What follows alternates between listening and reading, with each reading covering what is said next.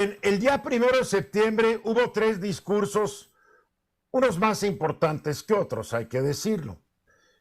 El primero del día fue el del presidente Andrés Manuel López Obrador, que pronunció ahí desde Palacio Nacional el discurso con motivo de la entrega de su cuarto informe de gobierno. Bien. El segundo discurso del día fue el del presidente de Estados Unidos, Joe Biden, desde Filadelfia, enfrente del Independence Hall, lo que llaman la cuna de la independencia de Estados Unidos, en donde se firmó la Declaración de Independencia, donde se aprobó la Constitución de ese país. Fue un discurso en donde, además de asegurar que Donald Trump y los ultraderechistas que lo siguen son un peligro para la democracia, añadió que, y lo voy a decir lo que él dijo, nuestro país rechaza la violencia como herramienta política. La lealtad ciega a un solo líder y la voluntad de participar en la violencia política es fatal para la democracia.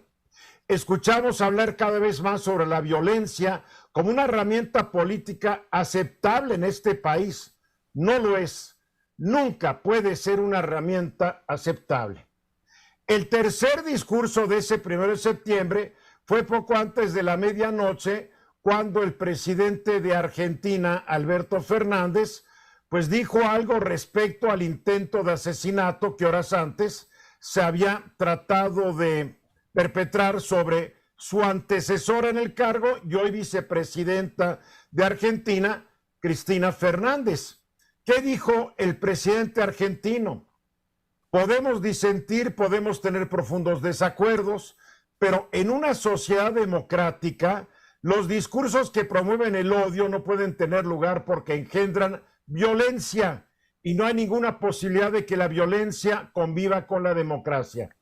Es necesario desterrar la violencia y el odio del discurso político y mediático y de nuestra vida en sociedad. Necesitamos aislar, no convalidar y repudiar las palabras descalificadoras, estigmatizantes y ofensivas que solo nos dividen y enfrentan. ¿Cuál es la diferencia entre los discursos del argentino y del estadounidense?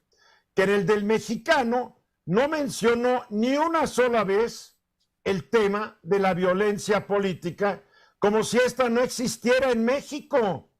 A ver, de acuerdo con la consultora Etelect, en las elecciones de 2018 hubo 774 hechos delictivos contra políticos y candidatos, con un saldo de 152 muertos. 48 eran aspirantes y candidatos a puestos de elección. Y la misma consultora nos dice que del 1 de enero al 31 de marzo de 2019 hubo al menos 180 agresiones que dejaron 24 asesinatos de políticos, de los cuales 5 eran funcionarios electos. Después, Integralia Consultores nos informa que de septiembre de 2020 a abril de 2021 hubo 169 actos de violencia política que dejaron 143 muertos, entre ellos funcionarios municipales, federales, estatales, aspirantes a cargos de elección popular, 3 presidentes municipales, 3 jueces y 4 periodistas. La misma Integralia nos dice que de septiembre de 2021 a este año hubo 122 muertos por causas políticas. Entre estos 47 funcionarios estatales, municipales, federales, 15 exfuncionarios, 2 presidentes municipales y 14 periodistas. En total, solo estas 3 referencias nos dan 441 muertos, resultados de alguna manera u otra de los discursos cargados, como dice el presidente argentino, de palabras descalificadoras, estigmatizantes y ofensivas, con que los principales actores políticos del país, empezando en México por el propio presidente, buscan desprestigiar a sus adversarios.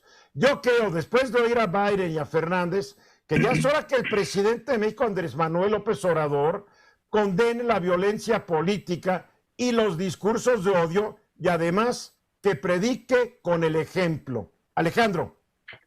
Sí, Eduardo, yo creo que es muy pertinente lo el exhorto que estás haciendo. Yo creo que el presidente tendría que condenar la violencia política, la violencia que utiliza y maneja todos los días desde el púlpito presidencial. Como figura presidencial ha dividido a los mexicanos, pero escuchando los datos que estás diciendo sobre estos informes que hace Integralia, por ejemplo, también podemos pensar que esto obedece a un fenómeno de distinta naturaleza. Y digo, lo pongo sobre la mesa. Quizá también, además de este discurso de odio que ha exacerbado los ánimos del señor presidente, yo creo que también el crimen organizado pues está buscando controlar gobiernos locales para obtener pues muchas prebendas, ¿no? También lo menciona pero eso ya en uno de existía sus... antes de que llegara López Obrador al poder, mi querido Alejandro.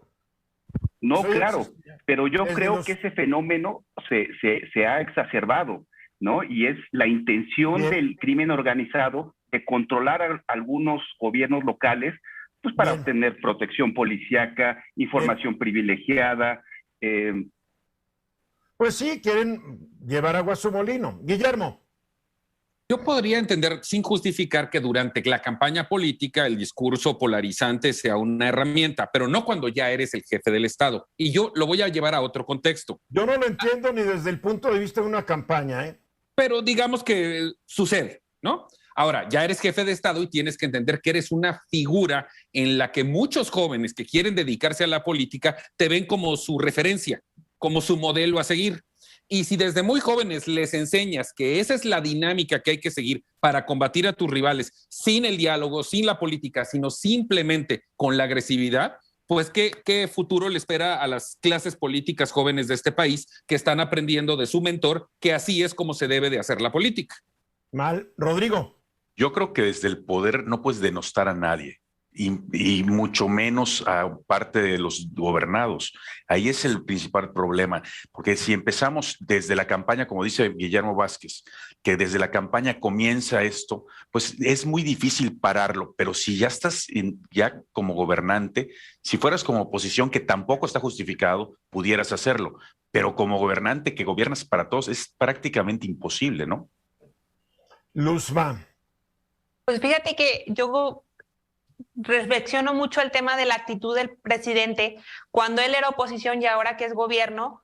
Incluso lo escuchaba hace unos días de Carlos Ursúa, donde decía que el presidente ha cambiado mucho su visión. Antes sí condenaba fuertemente y consideraba el tema de la violencia política, pero ahora que él es quien la ejerce principalmente en el país, pues dice que no existe, que se está exagerando, que todo es producto de la mafia del poder, de agresiones a él. Y creo que sí es momento, como dices, Eduardo, de que lo considere, que existe y que él es uno de los principales pues productores de esta violencia en el país, ¿no? Pues el presidente tiene que bajarle al discurso, igual que los de la oposición, porque aquí no se salva nadie. Y dentro de la comentocracia a la cual nosotros pertenecemos, también se salvan pocos, no nos hagamos, porque el discurso cargado de odio, no me veas así, Alejandro, porque oye, no me quería referir a ti, cada quien se pone el saco, pero la verdad, tenemos que bajarle, porque llegamos a niveles absurdos, pleitos entre hermanos, porque uno le va al presidente y otro no. Digo, como si todos tuviéramos que pensar igual, calificar a la oposición de traidores a la patria porque no aprueban una reforma que el presidente quiere, hablar despectivamente del presidente con apodos que son denigrantes. Todo eso lo debemos rechazar porque si no, vamos a un camino todavía más grave que el que estamos caminando actualmente. Es mi punto de vista. Muy bien, vamos a ir a los mensajes y continuamos después de ellos.